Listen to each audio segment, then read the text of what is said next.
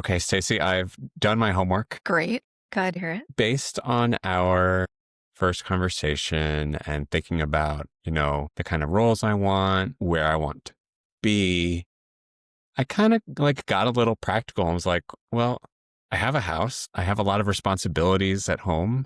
I have a pretty active social life. I do extracurriculars, and I don't know if I can really afford, even for like a weekend a month, to go to a different city and study. As fun as it would be to go to like New York City and study and things like that. So I really started to focus on just what's nearby. And I live in the DC area, and there's a lot nearby. Yeah, So I you have started great options in your area. a lot of great options. I went on to undergrad at the University of Maryland. Shout out to my diploma the Infinity Gauntlet in my background. And they've got a good business school. So anyway, I was doing research and I was like, there's a lot of schools that are not based in the DC area that have EMBA programs in DC. So example, Stern. They Interesting. I didn't know that. have a campus. They have a whole program here specifically for EMBA. However, they didn't have a marketing specialty. And as we discussed, CMO is sort of, my dream role. Mm-hmm. Yep. So yeah, you're definitely then going to want to go with the NYU thing would be like, oh, that would be fun because maybe there would be weekends I would get to go to New York, but it's not worth it if it's not the specialty that you want to pursue. So yeah. Yeah. So I guess I kind of answered this question for myself in my research, but do you agree that if they don't have any sort of specialty like marketing, it's probably not a best fit? For you, yes, exactly. For other people, it might not matter. It depends on what they're going to do and what they're trying to get out of it. But since you've got a pretty clear idea that you want to be moving up in the marketing space, then yeah, you want to be someplace that's going to give you a focus in that area. Great. Perfect. So that's the decision I came to. And I sort of narrowed down, at least in this, I'm so early, right? This is still early. There's a lot of research. I'm not planning on applying this cycle. So there's a lot of time I can still research programs, connect with alums, all that good stuff. But I was kind of focused on two schools. So one, Georgetown McDonough. They have various marketing electives. There's like a core marketing course as part of their EMBA program, super duper close to my house. And UVA Darden also has actually the EMBA located in DC. So I wouldn't have to drive down to the main campus. And they have a marketing specialty. And those are both excellent programs. They're well regarded. They're well known programs. The other advantage you get too in terms of doing this close to home when you are planning to stay there, I'm assuming you're saying since you own your home and have your social life, et cetera, there and your work there. If you're doing a program that is in your preferred geographic area to live post degree, that's going to be true for a majority of the other people in your program as well, which means a large part of business school is the network, right? And so it's going to be easier to have that network and to tap that network if you are all in the same geographic area for a period of time, or a big chunk of you are in the same geographic area for a period of time after you finish the degree. Yeah, I definitely thought about that. And I want to be here. I mean, I'm a DC guy, born and raised in Maryland, now living in Virginia. Yep, it's in your blood. It's in my blood.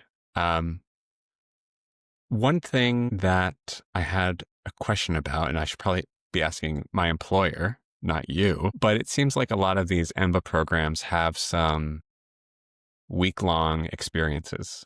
For example, at McDonough, they have 5 week-long experiences, including potentially like 2 global residencies. Each one is a week long. I'm not sure I can take that amount of time off. And I'm just wondering if you know of any students that you've worked with who've had these difficult conversations with employers.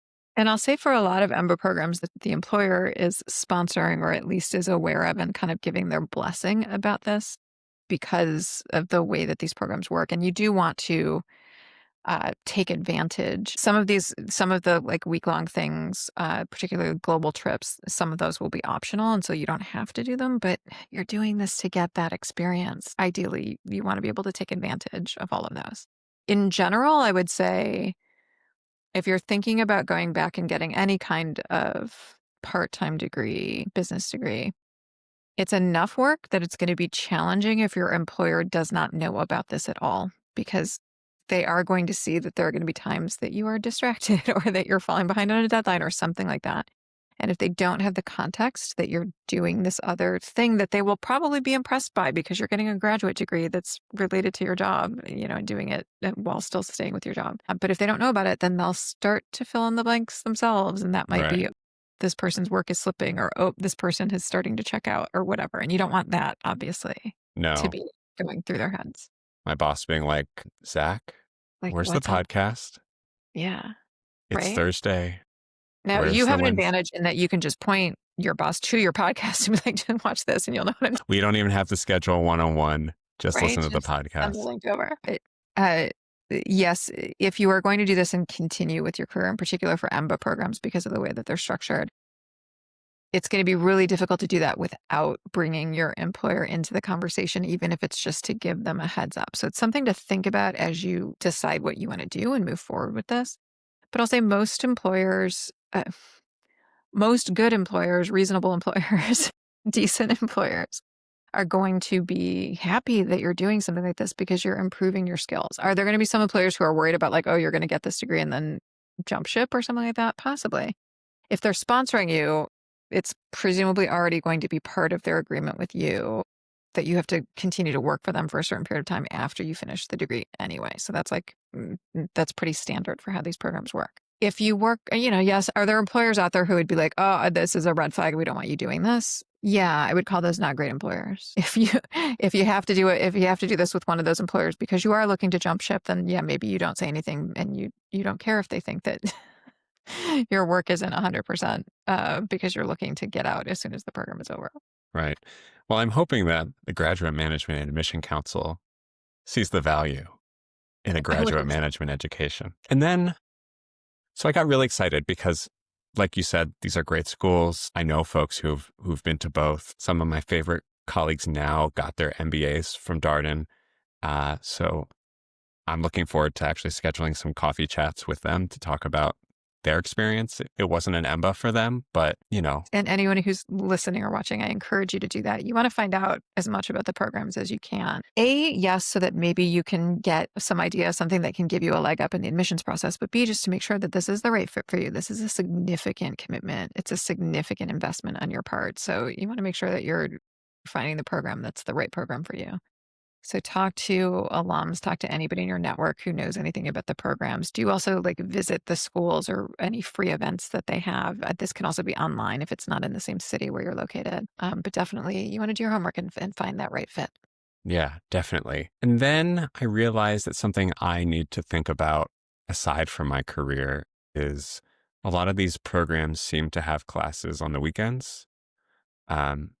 And I need to think about what sacrifices I'm willing to make. If I'm performing in a show, most rehearsals will be on the weekend. Every performance will be on the weekend, matinees and evenings. So, some of these programs are like almost 2 years. So I have to really consider, is this something that I want to give up? Because it's not my career, but it's my passion.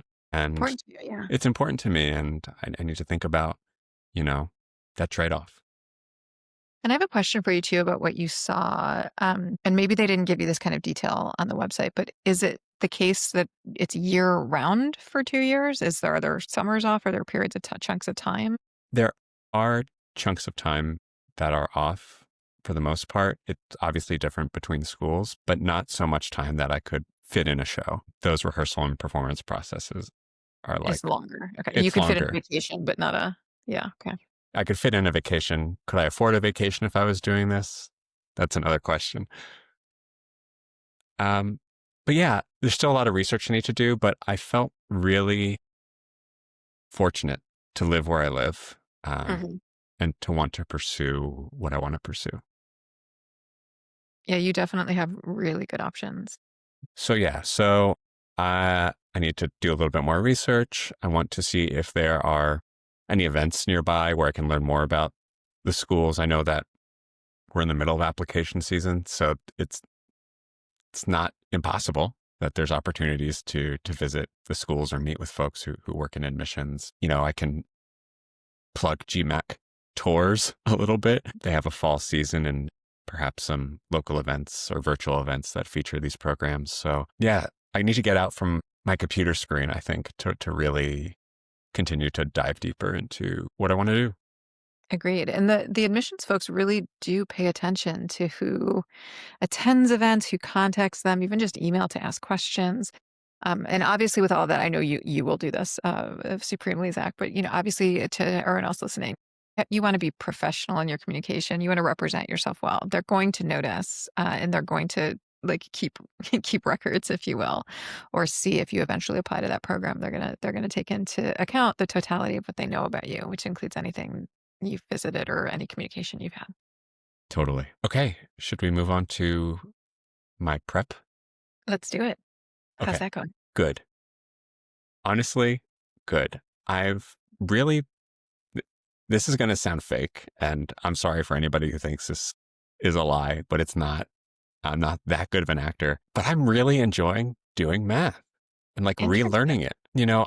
On previous podcast episodes with other guests, I can't recall actually if you and I have had this discussion while recording, but I grew up as being told I wasn't a math person. And I sort of realized that I can do math when I was getting my master's in marketing. And now it's just being reaffirmed that I have these skills, going back and looking at, exponent rules like we talked about last time, or learning all the shortcuts to solve longer math problems. It's just kind of become like little puzzles. Like a game, right? Like I tell my students, pretend you're learning a new sport or a new game or whatever. But it's like this game, and there are ways to beat the game. There are ways to win. So that's what you're trying to learn. But what concerns me is that it's actually making me feel more worried about the verbal stuff. I don't know if that sounds like a little strange to you, but I'm kind of feeling like, oh man, now I don't know how to study for verbal because it's not as black and white sometimes as a formula. Yeah, it definitely isn't. So on the verbal section of the exam, you have 3 question types. One of those question types does rely on some facts and not some facts and rules. It relies on facts and rules while also relying on your understanding of the language. So that's the grammar question type or sentence correction. The other 2 question types, there are no facts or rules at all. It's entirely just reasoning and logic to analyze a setup or a story or a set of facts or pieces of information, and then to strengthen it or weaken it or say what the main idea is or something along those lines. And so that can feel very amorphous. It's one of the reasons in math we talk about getting to the right answer. In verbal we talk about getting to the best answer. Okay. That makes There is a difference there. Now, I will say that it's not the case that there's going to be like 2 really good answers and one slightly better, and the test is going to be like, haha, you chose the almost almost good but not quite as good answer. It will still be the case in the verbal that the 4 wrong answers have objective reasons why they're wrong, but it's not like the answer's 3 and this is 2. It's not that objective or that clear. So when I came to that sort of worry, I realized that I wanted to ask you about that split. Like, how much time should I spend on quant? How much should I spend on IR? How much on verbal? Should it be, do I just do what works best for me, or do I just do whatever scares me the most? Not all the time, although sometimes, yes. So there's a couple things that you want to, and there might be a little bit of additional homework to do here too, in terms of determining the sort of longer term answer to this question. When you took your practice test, what were your individual section scores again? You told us in the last. So it was 11 in verbal, 11 in IR, and 9 in quant. So I went really hard on quant since we last spoke. And it wasn't really until yesterday or the day before yesterday when I started to worry about verbal. I was like, oh, I'm spending so much time on this. It's making me feel anxious about everything else. Yeah. So when you look at the overall scoring, the total score of the test, the sections are weighted equally in the overall score. So they all contribute. And if you can pick up a point in any section, that's going to contribute to lifting your total score. And the total score is like the first thing that the schools are going to care about. It's also the case, though, that they don't want to see like, oh, you have high scores in 2 of the sections, and they're pulling all the weight. And then the third section has like a much lower score than the other 2. And that would be of a special concern if that quant section was the one section that was a lot lower. Like if you had a 6 in that section and then, 14s in the other 2 or something. And in a perfect world, if you're going for a program that wants like a 155-ish kind of score, they consider that competitive. Then in a perfect world, you're getting everything to at least 11 or maybe 12. Beyond that, then, unless the program tells you otherwise. So this is where the homework comes in, like ask your schools. Some schools are like, well, we want to see a 12 in quant. ask your schools what they want to see. But if they want to see double digits, you're aiming for like an 11 or 12 in your weakest section just to give you a little bit of buffer so that if you have a not so great day on test day, you're still double digits. And then you're looking to max out your other two sections, the two sections that are stronger for you, like pick up the rest of your, as many points as you can. So I do see this a lot, what you're describing, which is that people freak out about one section, often the quant section. They spend all of their study time or the vast majority of their study time there, and then they just don't give enough attention. And there's still points to pick up. There's still points to earn in those other sections that you're already stronger at. Yeah, I'm like, oh my God, I'm over indexing on this. But what's really funny is that I'm feeling like really high on quant, feeling really confident, but I'm about to tell you like what I got on the Manhattan Prep math diagnostic. And I did the free GMAT starter kit from MBA.com and I did all the quant questions. And on both, I got a 65%. So It just means you now have data about where you need to work. That's all. yeah. And I have some questions specifically about some of these things. Okay. So on the Manhattan Prep math diagnostic, I don't know if it's the same for everybody, but I had 4 geometry questions and I got half of them right. Do you think I can expect to see that much geometry on the EA? No. So the basic math diagnostic is not meant to mimic the proportion of questions. It's meant to give you a broad variety of things so that we can see where you might need work. So there's like lots of different things and one of lots of different things, just so that we can get that like breadth to see, okay, where might you need to pick things up. But geometry definitely is not that common on either the EA or the GMAT. So you really, if you're not a fan of geometry, you can learn the basics. Yes, there's facts and rules there to learn, but I wouldn't worry about that at all. And I also did not do so well on what is referred to as word problems. And I was wondering if you would be able to break that down, like what is a word problem, maybe in Manhattan Prep language, and can you translate that to GMAC language? Yeah. So for starters, at a minimum, it's what GMAC would call an applied problem. There's some kind of a Okay. story going on. And then you're having to solve based on that story. Now, almost any kind of math can be written in story form. So if you wanted to just define it like that, half of the test plus more than half the test would be considered a word problem or a story problem. So we put certain things into that specifically. Things that pretty much always show up in story form, like a rate problem or a work problem, we put into that category. Overlapping sets problems are pretty much always stories in the context of the EA. So those kinds of things. We also put anything that's a story like, you're buying something and it costs this much per unit and you want to buy this many units, like those kinds of stories of going in the store and buying toothbrushes or whatever it is that you're trying to do. Any of that kind of stuff would fall into story problems. So these problems can always be solved by setting up equations and solving. So in that sense, they could also be considered algebra. But there are also other ways to approach them, more real world ways to approach them that do not involve having to like set up a system of equations and solve, specifically because they're stories. There are ways to like draw them out, set up the pattern, find how this would play out in the real world and then solve them that way. And that's often a much more accessible way to approach the problems. Now I can think about the practice I did and like, oh, that's a word problem. That's a word problem. That's an applied problem. They kind of give me a little anxiety when I see sentences in my math. So we just got to train you. Yeah. This is an opportunity. The sentence stuff, it's because you were trained in school, like, oh, I've got to turn this into the math. And then I've got to still do the math. So basically I need to take the story, I need to turn it into pure math myself.